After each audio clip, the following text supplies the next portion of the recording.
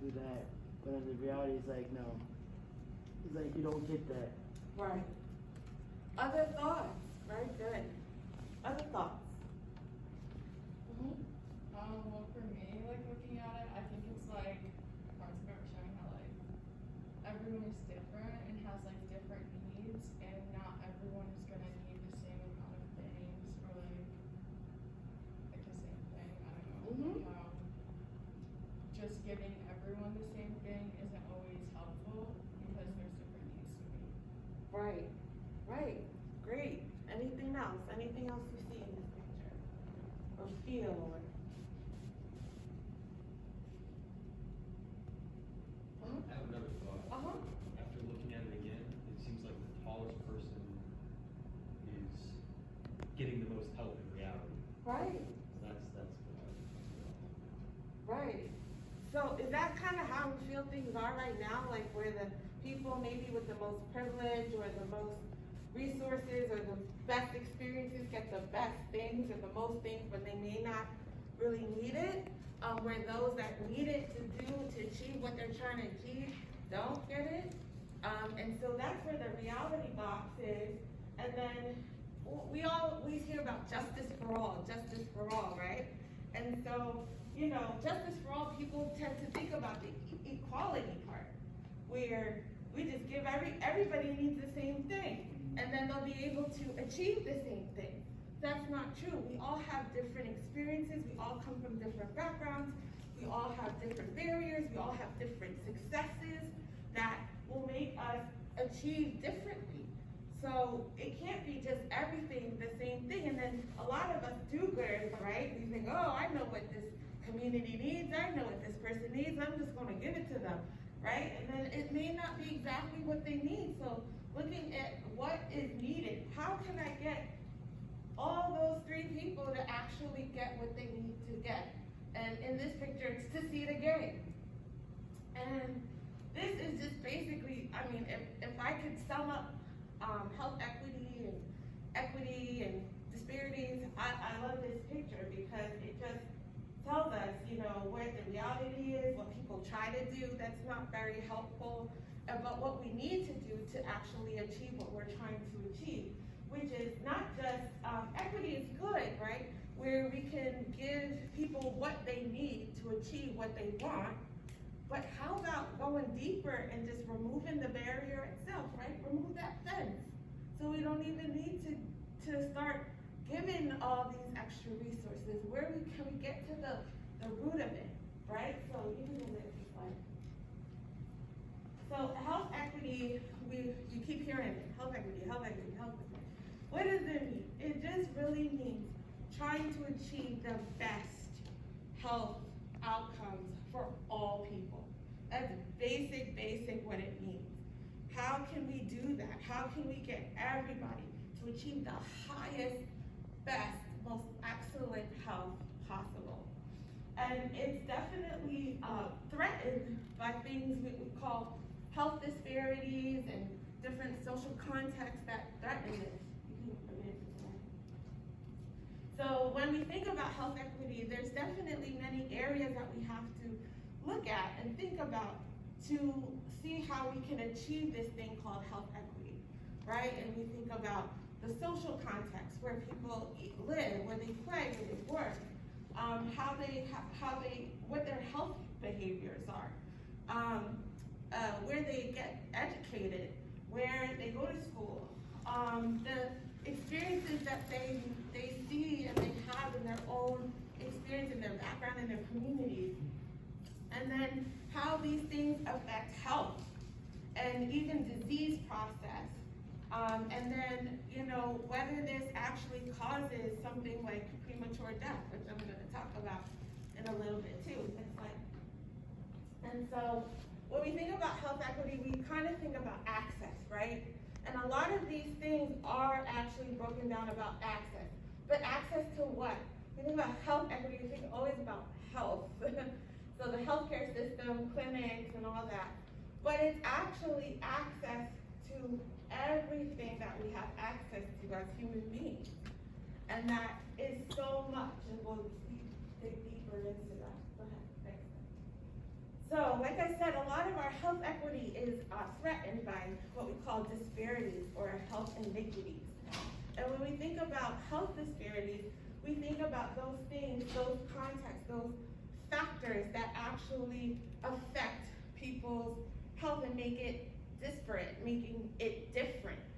Saying that somebody has this and somebody has that, not good, better, good, great, whatever that is. And there's so many things that go into that. It could be your race, which we've heard about already so much, race and ethnicity, sex, gender, sexual orientation, economic status, educational status, age. How much ageism do you guys experience? Even I said, I look like I'm tough. So sometimes people treat me different. Even in the hospital, right? I have people talk to me a certain way until they know that I'm an attending. And then they're like, oh, that's an attending. But why would you talk to somebody else that way, right? That's younger than me. That's not right, right? Yeah. So, so age, your behavioral mental health, where you live, where you work, your geographic location, where's the green space, where's the trees, where's the walkable spaces, those types of things, they all affect what people experience in their health and make them different. Next slide. So there are many, many roots to this tree called health disparities. We see this manifested in so many ways. Some of those things were talked about in the video, like maternal child health. We see higher rates of obesity, high blood pressure, diabetes in certain populations, poor education, cancer. When this concept of health disparities first came out about like 20 some years ago, it was talking about how certain people, particularly minorities, African Americans, Latinx, Hispanic people, had different health outcomes. Maybe in certain areas, mainly like these chronic diseases, cancer was a big thing, and how people were being offered different treatments at different rates. People did worse or better depending on their race and ethnicity. Now, so we hear it so much now. We're 20 years later, and we're talking about it. And we're talking about it because what happened? We had a pandemic, COVID. So all of a sudden it's like this new thing. No, it's been around for 20 years. Mm-hmm. That's the kind of feel like you have to talk about like the officer said earlier, like it's forced. Yeah, it's forced. You guys got to talk about it now in school, and it's not authentic, right? It's not intentional, but it's here. And why they have to talk about it? Because it became super obvious, right? We started seeing Black and brown communities dying at higher rates because of COVID. Why was that? Doesn't mean that that stuff wasn't happening before in other contexts and conditions. But COVID put a huge microscope to this issue. And so now everybody's like paying attention and trying to do what they feel that they need to do to address it. Next slide. So there's many, many, many, many health disparities out there. These are just a few statistics. I like data, and you're gonna see that, because I feel like data drives change.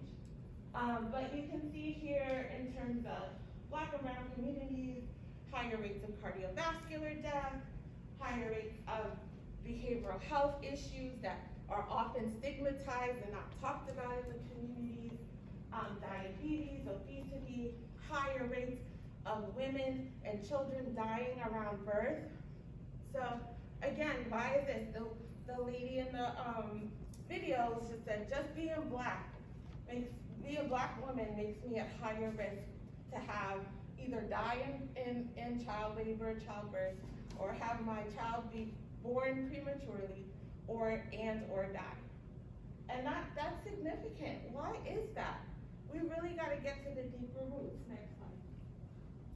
So, what's that? PA. What? Philly? Is it Philly? Is it Philly? That's where you live. That's Philadelphia. I don't have time for this. I'm sorry. This is We're going PA to in Philly. This one. So this is Philadelphia. This is broken. It's separated into the different sections of Philly. by whatever you wanna call it, Zip code. district, Their zip districts. code, area, section, alright? And so, this is, from the Department of Health, right? This is saying the health rankings of the different areas of Philly. With the lighter blue areas being the ones of the higher health rankings, meaning better health in the communities, and the darker areas being, less healthy. Oh, that's I can say. Yeah, so we see the darker area, the lighter areas like Northeast Philly, Chestnut Hill area, San City. some of South Philly. We see the darker areas in, North Philly, West Philly, Southwest Philly, okay? I don't say, you don't see like any dark areas in Northeast. No, you don't see the dark areas in Northeast. Why is that? I don't know. Talk about it. So next slide. So I'm just gonna run real quick some data, from the Department of Health with some of the differences in some conditions based on race, because we talked about it, we know race and ethnicity play a big part in all of this. So this is poverty amongst children, residents and children by race and ethnicity. And you see the higher rates in Black and Latinx population. Next slide. This is homicide mortality. Jesus Christ. What do you see? Why do you say that? Because more black people get shot. Way more, right? Way more higher rate of homicide. And I bet if I broke that statistic down, it would be higher in black males. But we've definitely seen a rise in the last year in homicide in women and children in the African American community. Next slide. Cigarette smoking. This one kind of surprised me a little bit. I wasn't expecting that. Oh, no, I'm not surprised. You're not surprised? A lot of people. Well, more for the Latinx population, but again, this is what data is about. It's to bring about awareness, so you know what you're working with, right? Next slide. I like that slide juxtaposed to this, teen smoking and vaping. What do you see the difference? Where's the difference compared to the other Black side? people ain't smoking that shit. Huh? Black people ain't smoking that shit. Oh, God, yes. So we definitely see a higher rate of vaping in the white communities and the youth. And then why is that though? Think about it. Well, there's some thoughts about, vaping. The reason why people are vaping, is either they're lying to themselves about quitting cigarettes, or these young kids, they're attracted to the colors and flavors. And I live down here.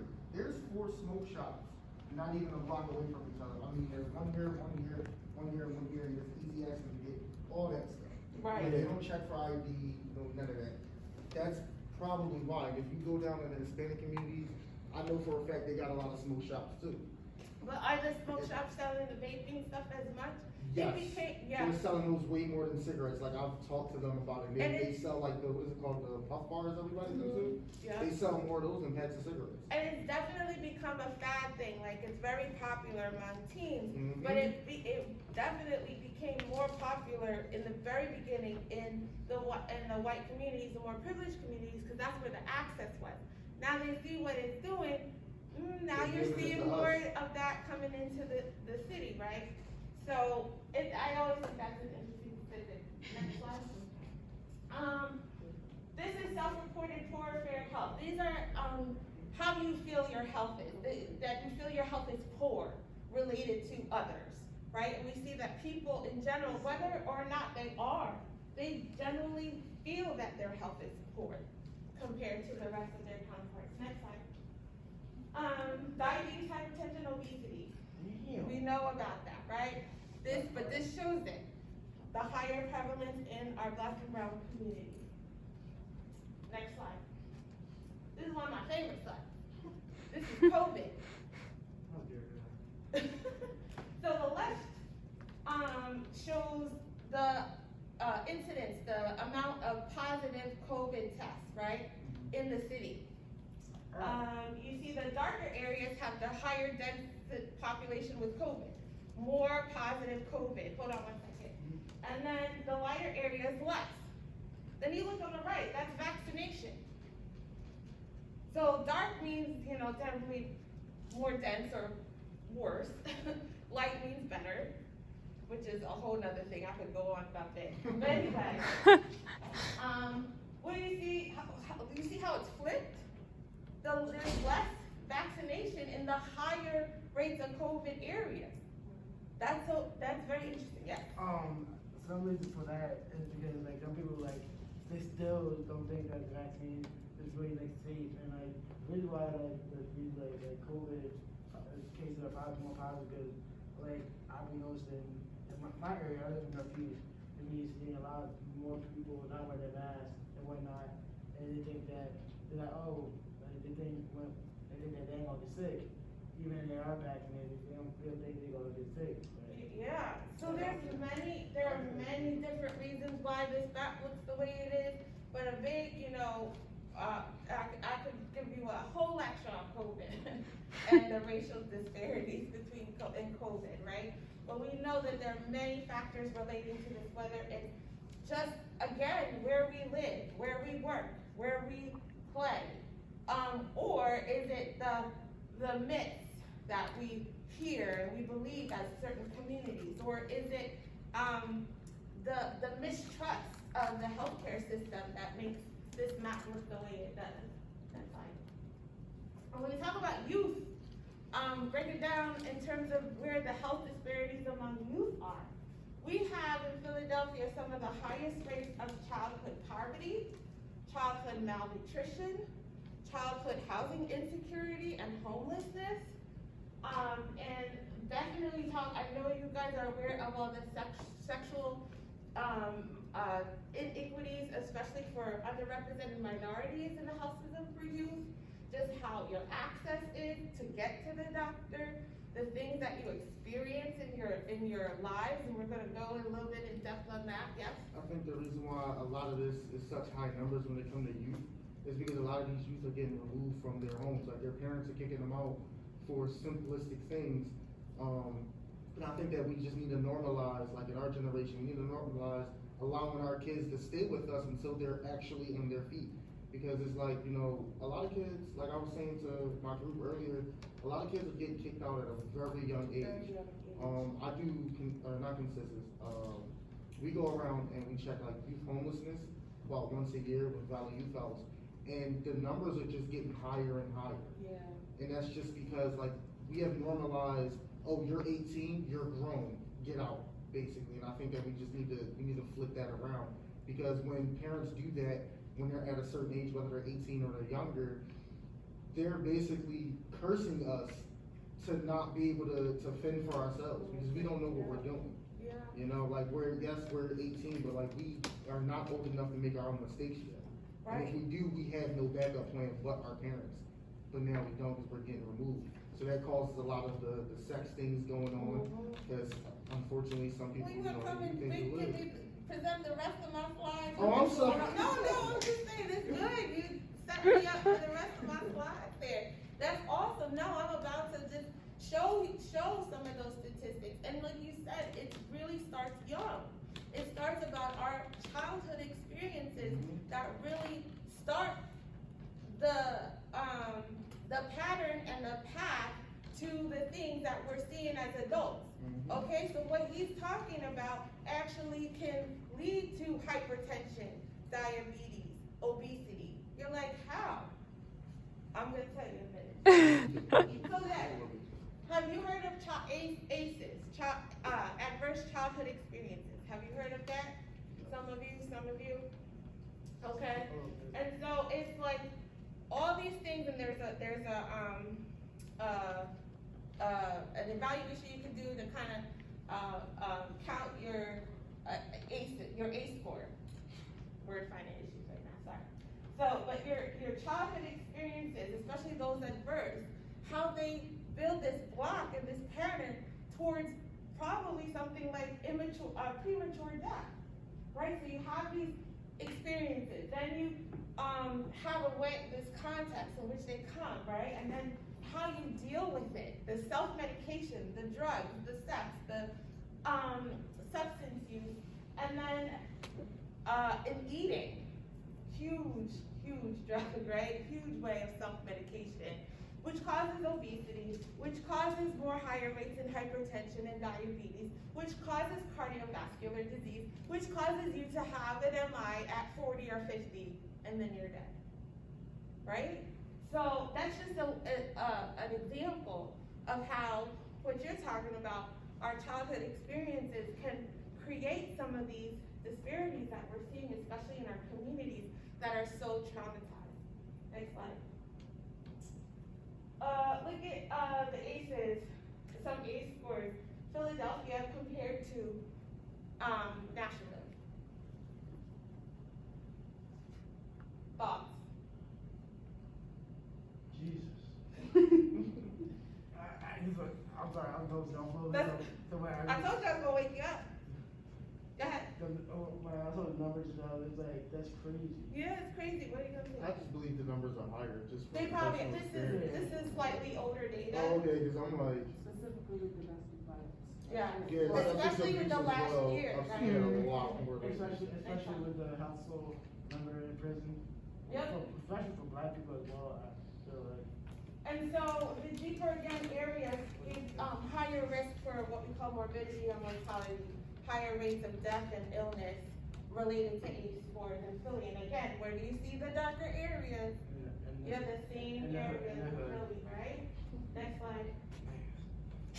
And I'm just gonna run these real quick because I don't want to take up too much of your time. So ACE scores, how they relate to certain things that we just talked about. So look, the number 4, the magic number is 4. And so when you have ACE score 4 or greater, you have higher risk of some of these things and some of either behaviors, health patterns, and just a higher risk. Even if you don't do any of these things, you have a higher risk of dying prematurely from even cardiovascular disease, diabetes, hypertension.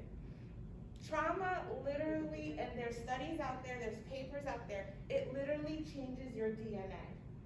It changes your body inside of you. That makes you more prone to premature death. So, anyway, we'll run this. Sexual behavior, you see, as the ACE score goes up, the higher rates of sexual activity in teens and pregnancy. Next slide. Drug use. Next slide. Smoking. See, I told you you could run my slides. Next slide. Physical health. We have in the gold is severe obesity. The lighter orange is emphysema or chronic lung disease, and the darker red is ischemic heart disease or like heart attacks and stuff like that. So you see, look at obesity. That's crazy. I feel like that score is probably high as well because there's something that they do with like a lot of stuff like now is like more like sugar it down. Like for example, like this Yeah. or like anything now. Yeah. And so, like I said, higher ACE scores, childhood trauma, those things that we talked about just have a lasting effect on you. They give you higher risk of certain conditions, behaviors, health behaviors that are not as healthy, and even affect your education, which also affects. It's so interesting how these things all kind of intertwine to create this context that we're talking about. Next slide. So, childhood experiences, our housing or lack thereof, our education, social support, our income, our poverty level or not, or economic status, where we work, if we have good jobs, if we have a job at all, our community, is there community support? What is in our community? Where are the bodegas? Where are the grocery stores? Where are the access to health services? How far is a primary care doc compared to, how many buses do you have to take to get to the doctor? Those kinds of things. Next slide. And so we talked about the social determinants of health, what was mentioned in the video, right? So these are the things that affect a person's health. When we think about health and you think about social determinants of health, like I said, you tend to want to think about the actual healthcare system, healthcare access, clinics, doctors, all those things, treatments. But that's only a small part all these things affect someone's health. Next slide. And how much do they expect? I think one of the guys said it in the video, is up to 80%. So a very small percentage, only 20% of your health is related to your access and your health system, although it plays a big part in how healthy and how well you do. But 80% of it depends on all those other things. Education, your environment, your economic level, your amount of green space, all those things. There's the social and economic factors. I feel like they could have combined them because where you from and how you eat and stuff like that is different. Yeah, so your health behaviors is how you eat. Your social context is like what resources, what support, what community programs, things like that. Prison, so prison and incarceration. I just think of support more so. And economic factors is just how much income. What is your job like? How much income do you make from your job? How much food? How much it costs? Which will affect, that's why I said they're so interconnected. Yeah. So if you didn't graduate high school, then you're gonna get a certain level job, certain level income, certain level ability to pay for certain foods or what healthy foods, because you tend to eat cheaper fast foods, which will create issues with your health, and there you go. That's just an example. There's so many more examples we could touch on. Go ahead, next slide.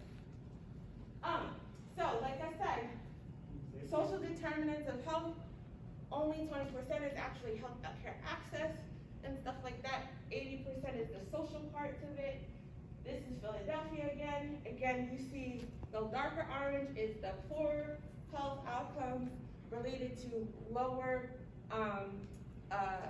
poor determinants. So the determinants that I just talked about are on the lower end of the spectrum. And the better ones are on the lighter areas. So that relates to the first map we saw with the blue, where we saw the darker areas and the lighter areas kind of similar. Next slide. So, back to this thing about equality and equity. So you guys did a great job of kind of explaining the previous picture, but this again just drives it home. Sure, how are we going to fix this issue? How are we going to bridge the gap? How are we going to create better outcomes and less difference in people's health across spectrum, whether it's across race, whether it's across gender, whether it's across sexual orientation, whether it's across education?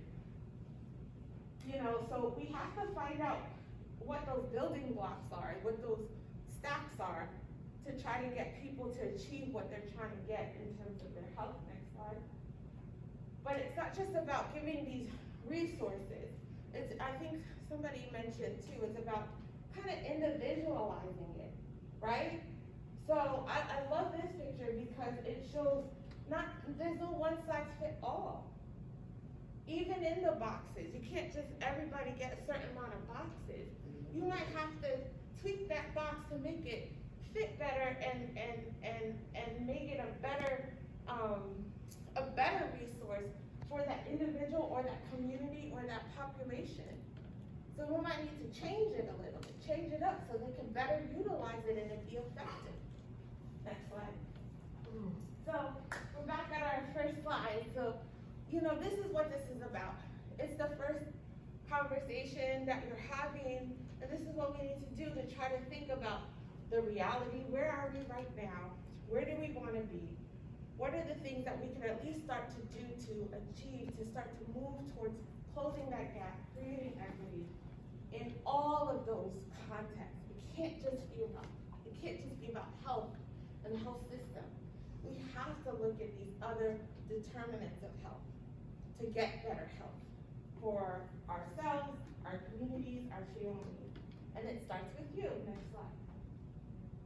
So how do we achieve it? We look at these contacts, like I said, to make effective change, to work towards improved health. This is a long definition from the Health People 2020 organization. Next slide. And so how can you, this seems like such a daunting task, right? It seems so huge. Like, what can I do? I'm just a junior in high school, junior in college, just graduated college. Or a senior. What can I do? Like I said, first is just having these conversations, attending these things, getting educated, being aware of the issues, being aware of the context. There are a bunch of resources. This is actually coming from the website called Cap for Kids. It's a website that's actually developed by one of my very own colleagues from St. Chris, and it's an awesome website. But these are just ways that you can get involved. There's many other resources. You can run the slide, next slide. Finding jobs, finding community service projects to get involved in. This is where you can start. Next slide. And volunteer activities, things like that. Next slide. So again, this is kind of where it starts. We have to do it together, and like they said, your voice is important. What you do is important. And just educating yourself, starting right here, and getting to know what is important, what drives you, what's passionate, anything that stood out to you that you want to make a difference in, you can do it. You can start today.